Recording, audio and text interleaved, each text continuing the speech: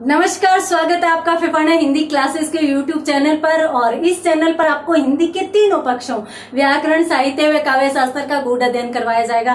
तो बढ़ते हैं आज की क्लास की तरफ। और आज की क्लास के मेन टॉपिक पर जाने से पहले देखते हैं वही दो शब्द। तो सबसे पहले अपन कौन से शब्द देखते हैं? पारिभाषिक शब्दावली के दो शब्द देखते हैं। तो आज की क्लास में आपके सामने पहला शब्द है ELERETE,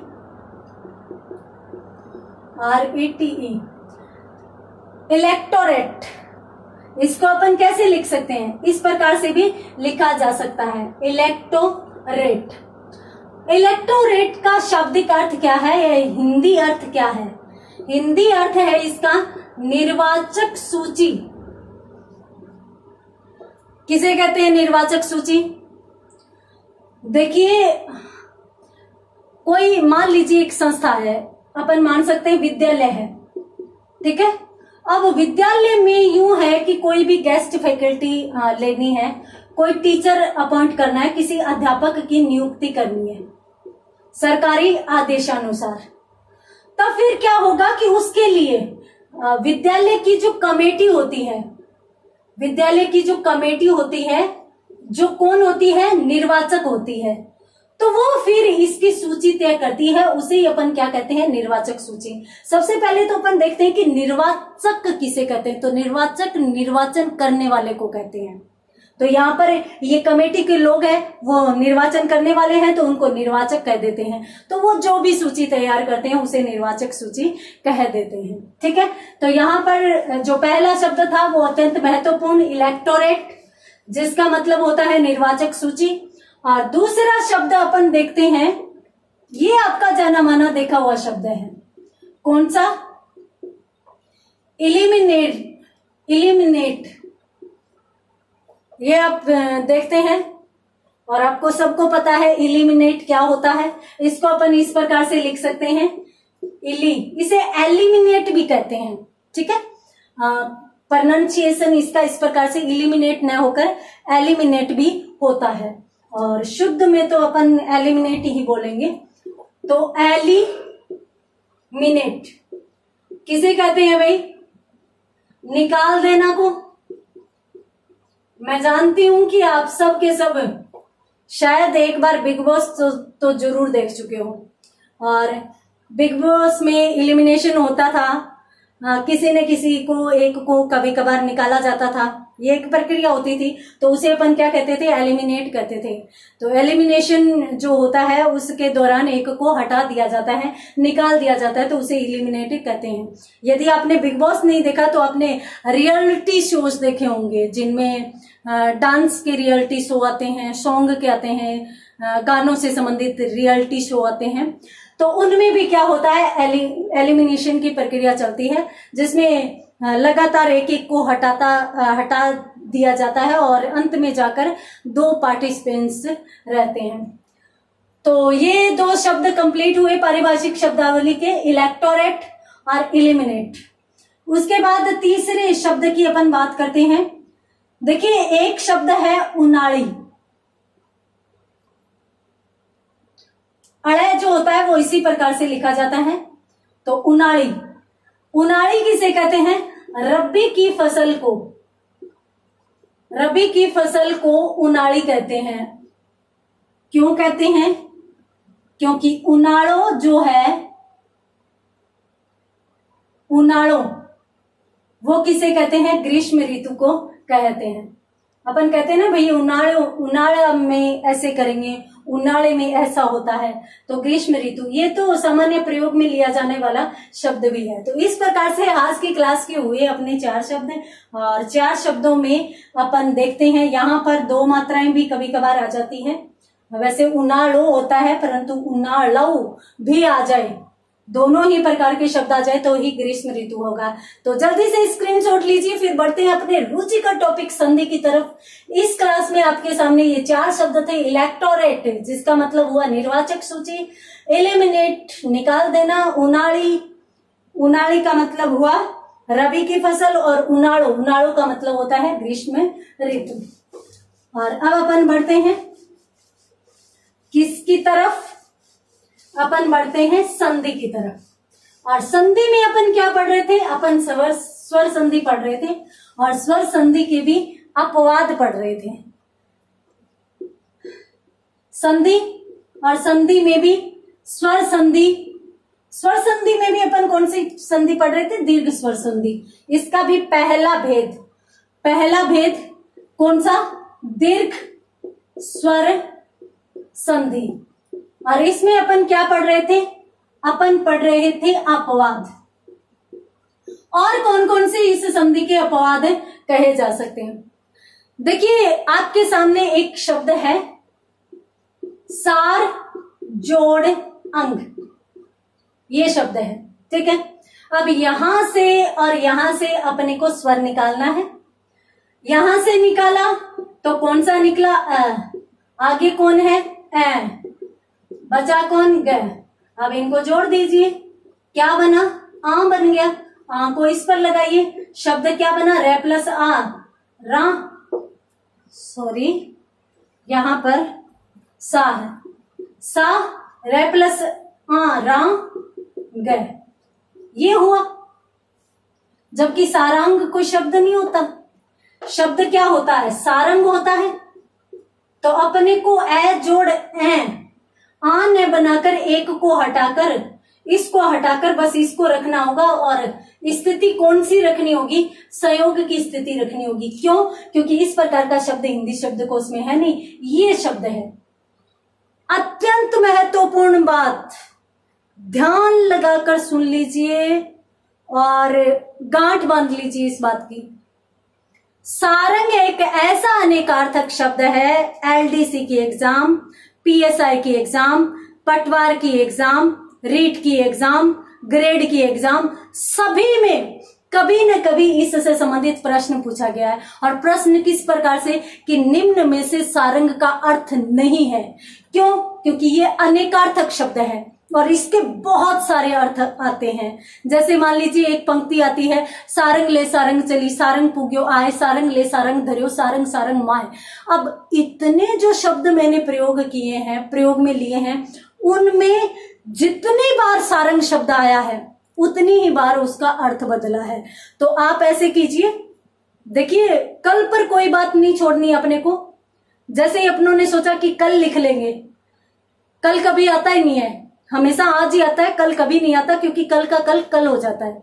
तो आप ऐसे कीजिए, अभी पेन अपने आपके पास जो भी बुक है, चाहे हिंदी व्याकरण की आप छोटी क्लासेस की बुक हो चाहे बड़ी क्लासेस की हो, सब में ये शब्द मिल जाएगा। उसके जितने अर्थ मिलते हैं, अलग अलग किताबों में एक आधा नया मिल जाएगा आपको। जितनी किताबें हैं सबको निकालिए, उन सब में से ढूंढकर सारंग के जितने अर्थ मिलते हैं आपको सारे लिख लीजिए और अच्छे से याद कर लीजिए। अत्यंत महत्वपूर्ण है। यहाँ पर यदि मैं बताने लग जाऊंगी तो अपनी संधि की क्लास, शब्दार्थों की क्लास हो जाएगी। एक शब्द और है आपके सामने, अप जोड़ अंग। अब ये शब्द है, ठीक है। यहां से स्वर निकाला, ए के साथ ए मिला, क्या बन गया हम जानते हैं, आम बन गया, ठीक है। आ किस पर जुड़ेगा, पै पर जुड़ेगा, ठीक है। ए पै जोड़ आ, पा हो गया, गए। अब देखिए ये शब्द सही है और इसमें संधि भी हुई है, ठीक है, ये क्लियर है। परंतु इसके साथ साथ एक शब्द और माना जाता है हिंदी शब्दकोश में, अपंग। तो मैंने आपको बताया था आरपीएससी व बोर्ड का काम है कंफ्यूज करना। अब वो कंफ्यूज करने के लिए आपको क्या करेगी कि अप जोड़ अंग अपंग दे देगी, जबकि आप क्या पढ़ कर गए हैं, अपंग, क्योंकि नियमानुसार संधि तो इसी में बनती है। अप जोड़ अंग अपंग दे देगी और किसके तहत दे देगी, संयोग के तहत। क्यों दे देगी, क्योंकि ये भी एक सार्थक शब्द है और संयोग के तहत अपन ये स्थिति भी बना सकते हैं, ये स्थिति भी बना सकते हैं, संधि भी बन सकती है, संयोग भी बन सकता है। क्यों, क्योंकि ये भी सार्थक है, ये भी सार्थक है। तो इसका क्या अर्थ होता है, अपांग कहते हैं आंख की कोर को, आंख की कोर को तो अपांग कहते हैं। और अपंग कहते हैं जो एक अंग से या अंग से विहीन हो, अंग से विहीन, अपन कहते हैं ना कि वो अपंग है, तो अंग से विहीन हो उसे अपन क्या कहेंगे, अपंग, और अपांग आंख की कोर को कहते हैं। तो इसलिए इसमें संधि की स्थिति भी मानी जाएगी। जो ये अगर स्थिति बनती है तब तो कोई अपवाद नहीं है, ये दीर्घ स्वर संधि का उदाहरण है सीधा का सीधा, परंतु ये स्थिति मानी जाएगी तो अपवाद बन जाएगा और संयोग में चला जाएगा, संधि में नहीं जाएगा। जल्दी से स्क्रीनशॉट लीजिए, बढ़ते हैं आगे। यहां पर मैं आपको अपवाद भी क्यों बने, अपवादों के अर्थ तक बता रही हूं। अगर आप इतने अच्छे से संधि पढ़ लोगे तो बताइए संधि मुश्किल लगेगी कैसे। मुझे नहीं लगता कि अब आपको संधि मुश्किल लग सकती है। अब अपन बात करते हैं आगे, एक शब्द और जिसका है ना विच्छेद पूछ लिया जाता है, ये नहीं पूछा जाता कि भाई संधि कौन सी होगी। शब्द कौन सा, पतंजलि। इस शब्द को सीधा का सीधा यूं पूछ लिया जाता है कि पतंजलि शब्द का विच्छेद सही होगा या निम्न में से कौन सा पतंजलि शब्द का सही विच्छेद है, इस प्रकार से प्रश्न पूछा जाता है। तो पतंजलि शब्द का विच्छेद मैं आपको बता देती हूं। पतत जोड़ अंजलि होता है, पतत जोड़ अंजलि होता है। और ये शब्द उसी प्रकार का शब्द है जिस प्रकार से मैंने मनीषा को करवाया था, आपको मैंने करवाया था भाई मनीषा जो शब्द है उसमें मनस जोड़ ईशा जो शब्द होता है उसका क्या बनता है, मनीषा बनता है। तो उसी प्रकार से ये संस्कृत से निकले हुए शब्द हैं जिनमें विभक्तियां रह गई है। ये हलंत युक्त जो अंतिम व्यंजन वर्ण होते हैं इनको विभक्तियां बोलते हैं, संस्कृत की विभक्तियां होती है ये, तो ये रह जाती है तो इसलिए यूं पूछ लिया जाता है। और अक्सर है वो इसको क्या माना जाता है, दीर्घ स्वर संधि का अपवाद माना जाता है। हालांकि इसमें व्यंजन आ रहा है, इसमें भी व्यंजन आ रहा है, दीर्घ संधि का इसलिए अपवाद माना जाता है क्योंकि पत जोड़ अंजलि अगर अपन इस प्रकार से करें कि पंत जोड़, सॉरी इस पे नहीं आता वो, हाँ इसी पे आएगा, पत जोड़ अंजलि इस प्रकार से आ जाएगा। तो इस प्रकार से आने के कारण यहाँ पर अपन ए मान सकते हैं, तो इसलिए यहाँ पर अपन इसको अपवाद मानते हैं क्योंकि ये यहाँ पर ये नहीं होकर इसके साथ साथ ये एक संस्कृत की विभक्ति छुपी हुई रहती है, तो इसलिए ब्रह्मवंश अपन इसको स्वर संधि में मान सकते हैं। ठीक है, तो एक तो ये शब्द हो गया, ये आपको विच्छेद ही ध्यान में रखना है कि भाई पतंजलि का विच्छेद पतत जोड़ अंजलि होता है, मनीषा का विच्छेद है मनस जोड़ ईशा होता है। एक शब्द और है जिसको अपन यूं कह सकते हैं प्रभु दयाल। ये शब्द इसमें जो है वो समझने वाली बात यह है कि ये बड़ा आता है, ठीक है, प्रभु दयाल। अब इसका विच्छेद क्या होता है, हालांकि मैंने पहले आपको बताया था कि भाई भू लिखो तो बड़ा आएगा, अगर आप प्रभु करोगे तो प्रभु में भू छोटा आ जाएगा, और यदि आप प्रभु दयाल करोगे तो प्रभु दयाल इस प्रकार से हो जाए। इस प्रकार से ये शब्द बनता है। और इसमें अपन है वो स्वर संधि क्यों मान बैठते हैं, अपन स्वर संधि इसमें इसलिए मान बैठते हैं क्योंकि इसमें बड़ा ऊ आ रहा है, और बड़ा ऊ आने के कारण अपन इसमें दीर्घ स्वर संधि मान बैठते हैं, जबकि इसमें दीर्घ स्वर संधि नहीं होती, ये इसका अपवाद है। क्यों, क्योंकि प्रभु जोड़ दयाल इसका विच्छेद होगा, और यहां पर तो छोटा ऊ स्वर है परंतु यहां पर क्या आ गया, व्यंजन आ गया। तो व्यंजन आने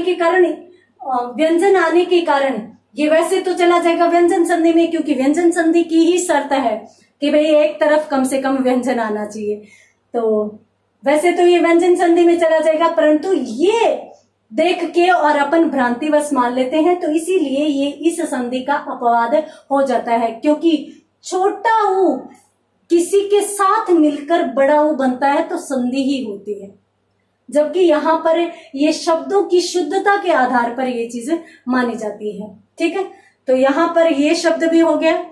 एक शब्द और आता है, शब्द क्या है? मृत जोड़ अंड, ये शब्द आता है। और इस शब्द की संधि क्या होती है? मार्तंड होती है। अब ये जो मार्तंड होता है, इसमें आ की ध्वनि आती है, तब अपन कह सकते हैं कि भी दीर्घ स्वर संधि है। परंतु यहां पर देखिए, मृत और अंड इन दो शब्दों से मिलकर बना है, जिसका पर्याय सूर्य होता है। एक अंडा होता है, एक ग्रह जो मृत प्राय होता है, मृत्यु होता है। वैसे इतनी आग में कोई जीव थोड़ी ना रह सकता है।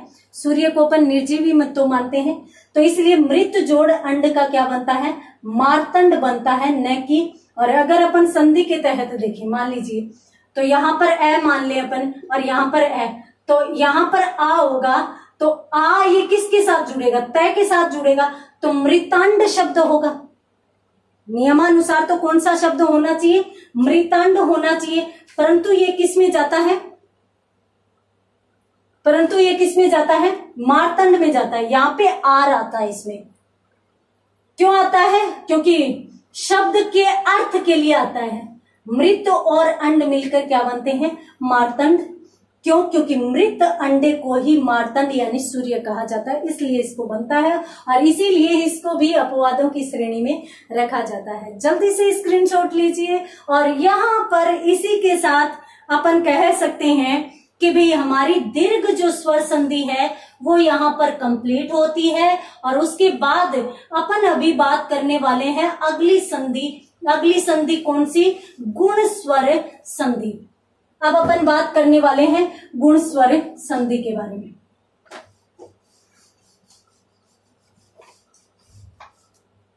दीर्घ स्वर संधि को अच्छे से पढ़ा, अपवादों सहित पढ़ा, समझ में आया होगा? मेरे हिसाब से तो आना चाहिए। नहीं आ रहा है कमेंट डालिए, फिर से बता दिया जाएगा। बढ़ते हैं। देखिए स्वर कितने होते हैं? 11। ए, आ, ई, उ, री, ए, आई, ओ, औ।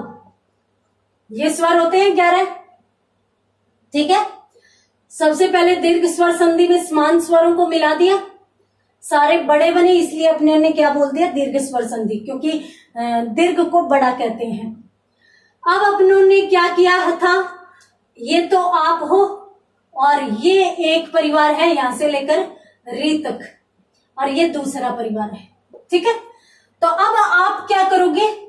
आप हो ऐ या आ, आपके घर पे एक परिवार आया, उससे मिल लीजिए। तो परिवार कौन सा है? ई, उ, री। तो ए या आ जोड़ उ, और ए या आ जोड़ री, ये बनेगा। ठीक है। ये नियम चलेगा। आप इस पहले परिवार से मिलोगे। पहले परिवार में कौन है? ई, उ, री। ठीक है। तो आप पहले ई से मिले, ई से ए आ मिलेगा, तो नियम यूं कहता है कि भाई ए बनेगा। क्यों? क्योंकि वर्ण विचार को याद कीजिए, ए जोड़ ई अपनों ने ए ही बनाया था। ठीक है। हाँ, उसके बाद यदि अपन आगे बात करें तो ए जोड़ उ, वर्ण विचार में अपनों ने पढ़ा था, ए जोड़ उ क्या बनता है? ओ बनता है, तो इसमें ओ बन जाएगा। और ए जोड़ री क्या बन जाएगा? आर बन जाएगा। ये नियम कहता है। और चूंकि ये एक मात्रा वाले हैं, एक मात्रा वाला, वो मात्राओं में वृद्धि वालों को अपनों ने दोनों को ही शामिल नहीं किया। बड़ी मात्रा वालों को अपनों ने एक वालों को शामिल किया है, तो इसलिए एक क्या होता है? गुण होता है, ये अपन जानते हैं। तो इसलिए यहाँ पर संधि का कौन सा भेद आ गया? दूसरा भेद कौन सा? गुण स्वर संधि। ये लीजिए जी, ये स्थिति अपन पहले देख चुके हैं कि भाई गुण स्वर संधि में ए, ओ, आर बनते हैं। और किस प्रकार से बनते हैं? यहां पर यदि अपन कुछ उदाहरण देखें तो देखिए, आपके सामने एक उदाहरण है महा जोड़ ईश, ये है। यहां पे कौन सा स्वर है? आ। हो गया, पहली शर्त हमारी पूरी। दूसरा कौन सा है? बढ़ाई, बढ़ाई। दोनों शर्तें पूरी है। चलो अपना काम हो गया, अपना काम बनता, बाढ़ में जाए जनता। आ जोड़ ई हो गया, नहीं ये सॉरी ऐसे ही कह दिया गया था। अपने को अपन भारतीय हैं, संस्कृति की रक्षा करने वाले लोग हैं।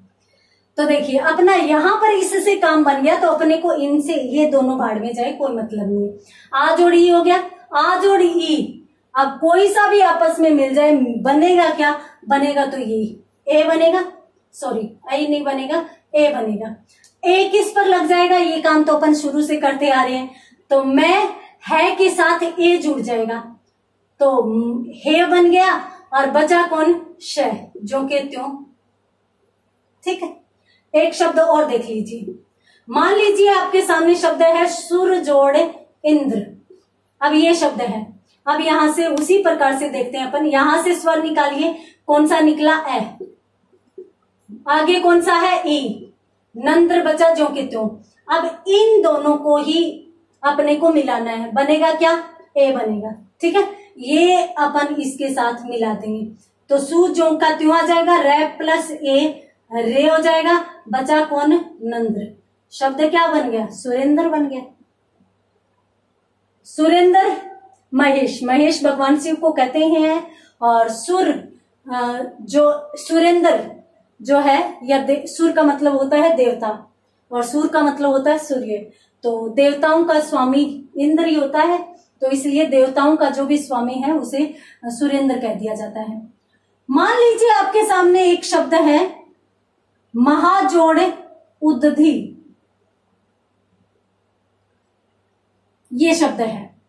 यहां से स्वर निकालिए और यहां से निकालिए। यहां से स्वर निकाला, क्या निकला? आ निकला। आगे कौन सा स्वर है जी? ऊ है। बाकी बच्चे से अपने को कोई मतलब ही नहीं है, जो कि त्यों लिख दो। अपने को ये चाहिए थे और ये मिल गए। अब आ पहली शर्त पूरी, ऊ दूसरी शर्त पूरी, तो बना क्या दें अपन? ओ बना दें। अब ओ किसके साथ जोड़ देंगे? इसके साथ। तो मैं है के साथ ओ जोड़ा, हो, और बचा क्या? दधी, महोदधी इसका शब्द बन जाएगा।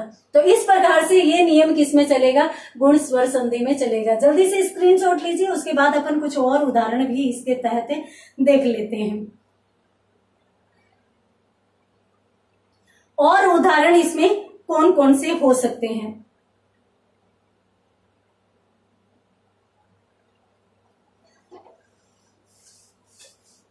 पहले अपन एक उदाहरण री वाला देख लेते हैं, उसके बाद अन्य उदाहरण देखेंगे। देखिए, मान लीजिए एक शब्द है आपके सामने महा। आपका देखा हुआ शब्द करवा रही हूं ताकि आप आसानी से इसको समझ सको, जुड़ सको, फिर अपन आगे की चीज देख लेंगे। महाजोड़ ऋषि आपके सामने एक शब्द है। ठीक है, यहां से स्वर निकाल लीजिए और यहां से निकाल लीजिए। यहां से निकालोगे तो कौन सा निकला? आ निकला। आगे कौन सा है? री है। बचा कौन? शी। कोई मतलब नहीं है, अपने को इनसे मतलब है। अब यहाँ पर आ जोड़ री, आ जोड़ री, दोनों शर्तें पूरी है। क्या बना दे? अर बना दो, अर बना दो। अब यहाँ पर याद रखना भी रे हलंत युक्त है। ठीक है, तो ए तो इस पर चल जाएगा, स्वर तो चला ही जाता है, ये अपने को पता ही है। और रे आधा अपने से बाद वाले पे जाता है, ऊपर जाता है। ठीक है, तो अपन यहां पर ये काम करेंगे। तो मैं है जोड़ ए, तो पूरा है हो गया, और रे आधा है शी। इस प्रकार से महर्षि शब्द बनेगा, और इस प्रकार से अपन इसको लिख सकते हैं महर्षि। ठीक है, उसी प्रकार से मान लीजिए आपके सामने एक शब्द और है। शब्द है शीत जोड़ ऋतु। अब ये शब्द है, यहां से और यहां से स्वर निकालिए। शी तय, तय में से स्वर निकला, कौन सा निकला जी? ए निकला। ठीक है, और आगे कौन सा है? री, री। अब अपने को तू बचा, अपने सामने बचा कौन? तू। आपको नहीं करी, ये तू बचा है री। अब ए जोड़ री बच गया। ठीक है, अपने पास कंडीशन ए जोड़ री की आ गई। अब ए हमारी पहली कंडीशन पूरी, री दोनों पूरी, तो क्या बना दे, अर बना दे। बना दीजिए अर। करना क्या है, ये इस पर और ये इस पर, ये काम तो अपन करते आ रहे हैं। तो शी तो अपने पास पहले से था, अब तय के साथ ए जोड़े तो पूरा तय हो गया। ठीक है, और रे किस पर चला जाएगा, तू पर। शब्द का क्या बन जाएगा, शीतर तू। अब आपको शीत ऋतु जब आ जाए तो आपको शीत ऋतु दो शब्द बोलने की जरूरत नहीं है, आप सीधा सा बोलिए शीतर तू आ गई है। आप सही होंगे, आप शुद्ध बोल रहे होंगे। एक शब्द देख लीजिए आपके सामने है, सूर्य जोड़ ऊष्मा। ये शब्द है, यहां से स्वर निकालिए, यहां से निकालिए। अब यहां से यदि निकालेंगे तो सूर्य में से कौन निकल गया, ए निकल गया।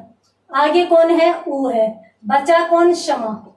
अब यहां पर ये दोनों किस में बदल जाएंगे भी, ए जोड़ बड़ा ऊ है, तो ए जोड़ बड़ा ऊ क्या बनता है, ओ बनता है। ओ बन गया। अब ओ किस पर लगा देंगे, इस पर लगा देंगे। तो सू तो अपने पास है ही, रय के साथ ओ जोड़े तो रयो हो जाएगा, रयो। और क्षमा बचा जो कि त्यों, सूर्योष्मा।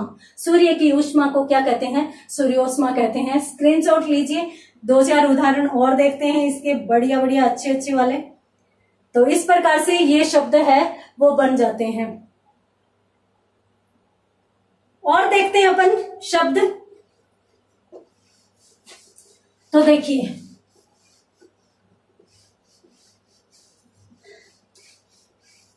एक शब्द आपके सामने है,